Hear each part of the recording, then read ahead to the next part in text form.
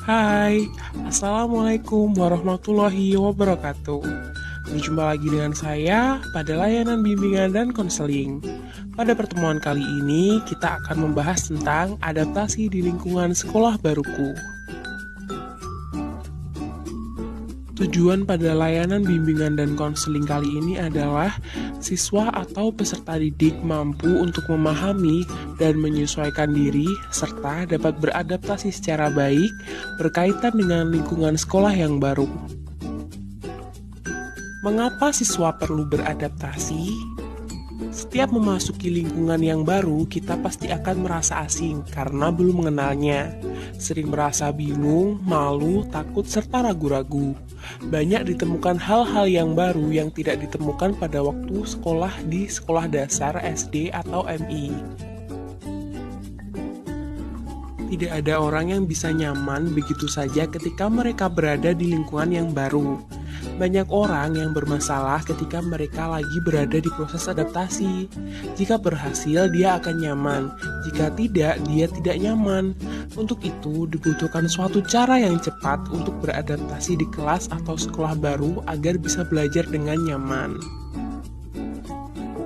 Apa saja yang perlu dikenal dan dipahami oleh siswa di sekolah? Yang pertama, ada visi dan misi sekolah. Yang kedua, ada struktur organisasi sekolah.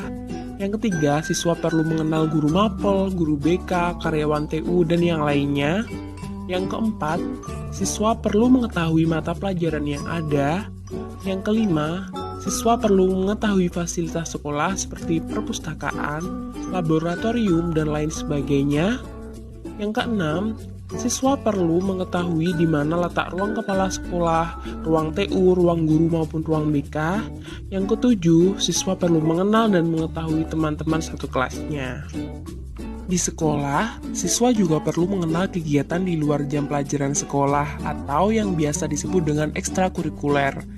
Nah, mengapa hal tersebut untuk mengembangkan kemampuan diri siswa? Ada berbagai macam kegiatan ekstrakurikuler seperti pramuka, PMR, PKS, kesenian, bela diri, keagamaan. Di sini, siswa bebas memilih kegiatan tersebut sesuai dengan bakat dan hobi siswa masing-masing. Salah satu aspek keberhasilan seseorang dalam belajar di lingkungan yang baru adalah harus dapat menyesuaikan diri dengan lingkungan yang akan ditempati, agar bisa belajar dengan baik dan supaya bisa mencapai hasil belajar yang optimal. Dengan demikian, maka siswa harus tahu seluk-beluk serta dapat menyesuaikan dengan yang pertama, siswa perlu menyesuaikan diri dengan tata tertib sekolah. Yang kedua, menyesuaikan diri dengan peraturan sekolah. Yang ketiga, menyesuaikan diri dengan sifat atau cara mengajar bapak ibu guru. Yang keempat, menyesuaikan diri dengan sifat teman-teman satu kelas maupun sifat kakak kelasnya. Hal tersebut dilakukan agar siswa atau peserta didik dapat mengikuti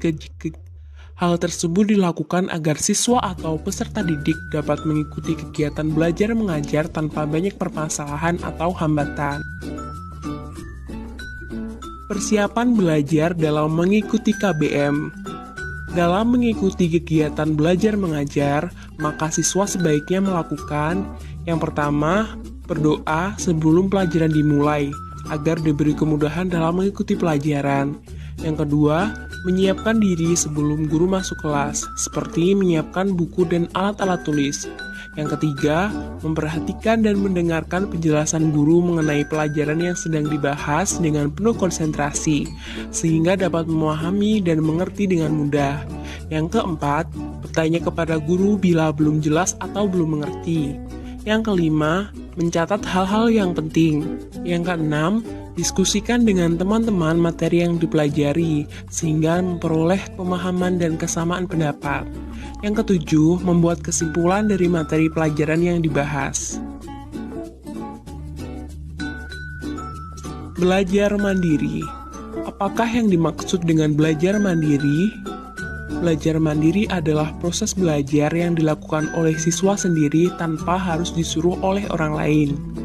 Dengan membahas materi pelajaran yang ada di buku-buku pelajaran atau buku modul, buku paket, serta tugas dari guru atau guru piket. Belajar mandiri dapat dilakukan di sekolah maupun di rumah. Dari hasil belajar mandiri, siswa akan mampu membuat suatu kesimpulan dan menyelesaikan tugas-tugas dari guru.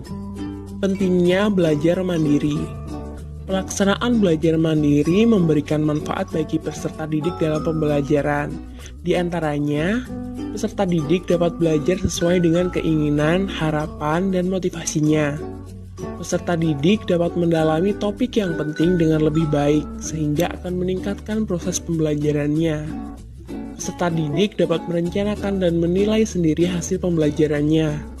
Peserta didik akan lebih aktif dalam belajar, sehingga menghasilkan pembelajaran yang mendalam.